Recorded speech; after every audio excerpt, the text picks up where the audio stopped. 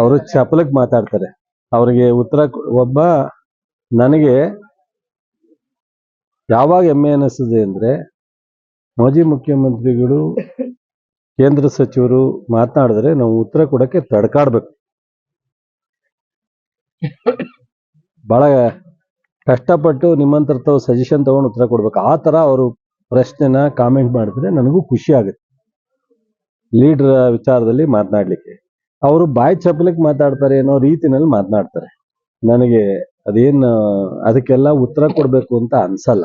ಆಮೇಲೆ ಸರ್ಕಾರ 60% ಆಗಿದ್ರೆ ಇವತ್ತು ಪ್ರಜಾಪ್ರಭುತ್ವದ ವ್ಯವಸ್ಥೆನಲ್ಲಿ ಜನರ ತೀರ್ಮಾನನೇ ಅಂತಿಮ. ಅದಕ್ಕೆ ಒಪ್ತಾರ ಇಲ್ವಾ ಕೇಳಿ ಅವ್ರನ್ನ. ಸುಮ್ಮನೆ ಲೋಕಸಭಾ ಸದಸ್ಯರಿದ್ದಾರೆ, ಮಂಡ್ಯದಲ್ಲಿ ಕೇಂದ್ರದ ಸಚಿವರಾಗಿದ್ದಾರೆ, ಅವರ ಗೌರವಕ್ಕೆ ತಕ್ಕಂತೆ ಮಾತಾಡಿದ್ರೆ ನನಗೂ ಸಹ ಖುಷಿ ಕೊಡುತ್ತೆ. ನಾನು ಸಹ ಅವ್ರ ಜೊತೆನಲ್ಲಿ ಮಾತನಾಡೋದಕ್ಕೆ, ರಿಯಾಕ್ಷನ್ ಮಾಡೋದಕ್ಕೆ ಒಂದು ಸ್ವಲ್ಪ ನಮಗೂ ಹೆಮ್ಮೆ ಅನಿಸುತ್ತೆ. ಈ ಥರದ ಸುಮ್ಮನೆ ಉದಾಸೀನವಾಗಿ ಬೇರೆಯವ್ರನ್ನ ಟೀಕೆ ಮಾಡೋದೇ ಒಂದು ನನ್ನ ನಾಯಕತ್ವ ಅನ್ನೋದು, ಸರ್ಕಾರನ ಟೀಕೆ ಮಾಡೋದೇ ಒಂದು ನಮಗೆ ಇರ್ತಕ್ಕಂಥ ಅವಕಾಶ ಅನ್ನೋ ಥರ ಮಾತನಾಡಿದ್ರೆ ಇದಿಲ್ಲ. ಮೊನ್ನೆ ನನಗೆ ಕಾರ್ ಕೊಟ್ಟಿಲ್ಲ ಅಂತ ಹೇಳಿದ್ದಾರೆ. ಏನ್ ಪಾಲಿಸ್ ಆಗಿದ್ರಿ ಅದು? ದುರಂತ. ಇಂಥದ್ದೆಲ್ಲ ಅವ್ರ ಬಾಯಿನಲ್ಲಿ ಬರುತ್ತೆ ಅಂತ ನಾನು ಅನ್ಕೊಂಡಿರಲಿಲ್ಲ. ಈಗ ನಾನು ಲೋಕಸಭಾ ಸದಸ್ಯನಾಗಿದ್ದೆ, ನನ್ನ ಹಿಂದೆ ಅಂಬರೀಶ್ ಅವರಿದ್ರು, ಅವರು ಉಪಯೋಗಿಸ್ತಿದ್ದ ಕಾರೇ ನನಗೆ ಕೊಟ್ರು. ನನಗೆ ಹೊಸ ಕಾರ್ ಬರೋದಕ್ಕೆ 1 ವರ್ಷ ಆಯ್ತು. ಈಗ ನಾನು ಮಂತ್ರಿ ಆದೆ, ನಮ್ದೇ ಸರ್ಕಾರ, ನಮ್ಮವರೇ ಮುಖ್ಯಮಂತ್ರಿ. ನಾನು ಹಿಂದಿನ ಸರ್ಕಾರದ ಮಂತ್ರಿಗಳು ಉಪಯೋಗಿಸಿದ ಕಾರೇ ನಾವೆಲ್ಲ ಉಪಯೋಗಿಸ್ತಿದ್ದ. ಬಹುಶಃ ಒಂದು 2-3 ಜನ ಬಿಟ್ರೆ ಎಲ್ಲರೂ ಅದೇ ಕಾರ್ ಉಪಯೋಗಿಸ್ತಿದ್ದೋ. 34 ಜನದಲ್ಲಿ 30 ಜನ ಹಳೆ ಕಾರನ್ನೇ ಉಪಯೋಗಿಸ್ತಿದ್ದೋ. ಎಲ್ಲಿವರೆಗೆ? 6 ತಿಂಗಳು 1 ವರ್ಷದವರೆಗೂ. ಅದಕ್ಕೆ ಸ್ಕ್ರಾಪ್ ಮಾಡಲಿಕ್ಕೆ ಅಥವಾ ಹೊಸ ಕಾರ್ ತಗೊಳ್ಳಿಕ್ಕೆ ಒಂದು ಪ್ರೊಸೀಜರ್ ಇದೆ, ಇಷ್ಟು ಕಿಲೋಮೀಟರ್ ಓಡಬೇಕು ಅಂತಿದೆ.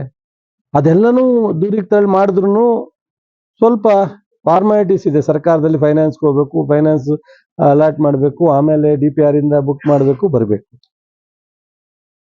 ಏನ್ ದುರಂತನ್ರಿ. ಅದನ್ನೂ ಒಂದು ಪತ್ರಿಕೆಯಲ್ಲಿ ಹೇಳೋದು, ವಿಡಿಯೋದ ಮುಂದೆ ಹೇಳೋದು ನನಗೆ ಕಾರ್ ಕೊಡ್ತಾ ಇಲ್ಲ ಅಂತ. ಎಲ್ಲ MP ಗಳಿಗೂ ಹೊಸ ಕಾರ್ ಕೊಟ್ಟಿದ್ದಾರೆ, ಎಲ್ಲ ಮಂತ್ರಿಗಳಿಗೂ ಇವರು ಹಳೆ ಕಾರನ್ನ, ಸುಮಲತಾ ಅವರು ಉಪಯೋಗಿಸ್ತಿದ್ದ ಕಾರನ್ನ ನಾನು ಉಪಯೋಗಿಸಲ್ಲ ಅಂದರೆ ಕಾರಣ ಗೊತ್ತಿಲ್ಲ. ಹೊಸ ಕಾರ್ ಬರೋವರೆಗೂ ಉಪಯೋಗಿಸ್ಬೋದಾಯ್ತು. ಸುಮಲತಾ ಅವ್ರು ಕೂತಿರೋ ಕಾರಲ್ಲಿ ನಾನು ಕೂರಲ್ಲ ಅಂತ ನಾನು ಉಪಯೋಗಿಸಲ್ಲ, ನನಗೆ ಅವಶ್ಯಕತೆ ಇಲ್ಲ ಅಂದ್ರೆ ಅದಕ್ಕೆ ನಾನು ಕಾರಣ ಗೊತ್ತಿಲ್ಲ. ಲೋಕಸಭಾ ಸದಸ್ಯರಾದ್ರೆ ಲೋಕಸಭಾ ಸದಸ್ಯರಿಗೆ ಅಲಾಟ್ ಮಾಡಿದ ಕಾರೇ ಉಪಯೋಗಿಸ್ಬೇಕು.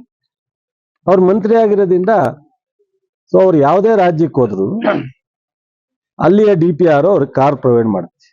ಅದು ಸರ್ಕಾರದ ಕಾರ್ಯ ಅಲ್ಲ. ಪಾಪ ಸತ್ಯವಾಗಿ ಹೇಳ್ತೀನಿ ಕೇಳ್ರಿ, ಆ ಹರಿಶ್ಚಂದ್ರ ಹೋದ್ಮೇಲೆ, ಹರಿಶ್ಚಂದ್ರ ಮುಗಿದ ಮೇಲೆ ಎಷ್ಟು ವರ್ಷ ಆಗಿದೆ ಅಂತ ನನಗೆ ಕರೆಕ್ಟ್ ಅನ್ಕಿಲ್ಲ. 1,000 ವರ್ಷ ಆಗಿದೆಯಾ ನನಗೆ ಕರೆಕ್ಟ್ ಅನ್ಕಿಲ್ವಾಗಿ ಗೊತ್ತಿಲ್ಲದಲ್ಲೇ ಹೇಳೋದು ಬೇಡ.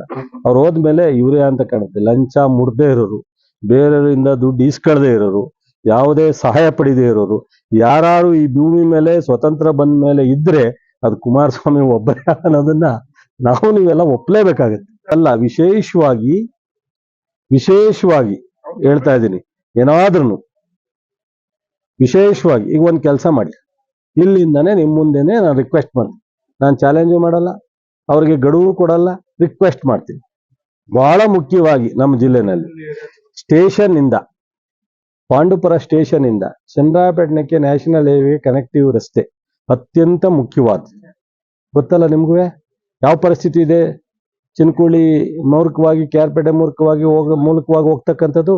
ಅದನ್ನ ನ್ಯಾಷನಲ್ ಹೈವೇಗೆ ಕನ್ವರ್ಟ್ ಮಾಡ್ತಾರೋ, ವಿಶೇಷ ಅನುದಾನ ತತ್ತಾರೋ ಮಾಡ್ಲಿ, ನಾನೇ ಅವರನ್ನ ಬಾಯಿ ತುಂಬಾ ಅವರಿಗೆ ಅಭಿನಂದನೆಯನ್ನ ಸಲ್ಲಿಸ್ತೀನಿ.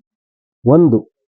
ಎರಡನೇದು, ಮೇಲ್ಕೋಟೆ ಬಹಳ ಪ್ರಸಿದ್ಧವಾದಂಥ ದೇವಸ್ಥಾನ, ರಾಮಾಂಜನಾಚಾರ್ಯರು ಪ್ರತಿಷ್ಠಾಪನೆ ಮಾಡಿರ್ತಕ್ಕಂಥ ದೇವಸ್ಥಾನ. ಪ್ರತಿ ವರ್ಷ ವೈರ್ಮಡಿ ನಡೆಯುತ್ತೆ, ಅತ್ಯಂತ ಶ್ರೇಷ್ಠವಾದದ್ದು. ತಿರುಪತಿ ತರ ಇಲ್ಲೊಂದು ಒಳ್ಳೆಯ ದೇವಸ್ಥಾನ. ಮಂಡ್ಯದಿಂದ ಒಳಲು ಮೂಲಕ KR ಪೇಟೆಗೆ ಮೇಲ್ಕೋಟೆ ಮೂಲಕ ಹೋಗ್ತಕ್ಕಂಥ ರಸ್ತೆ. ಎರಡನೇದು.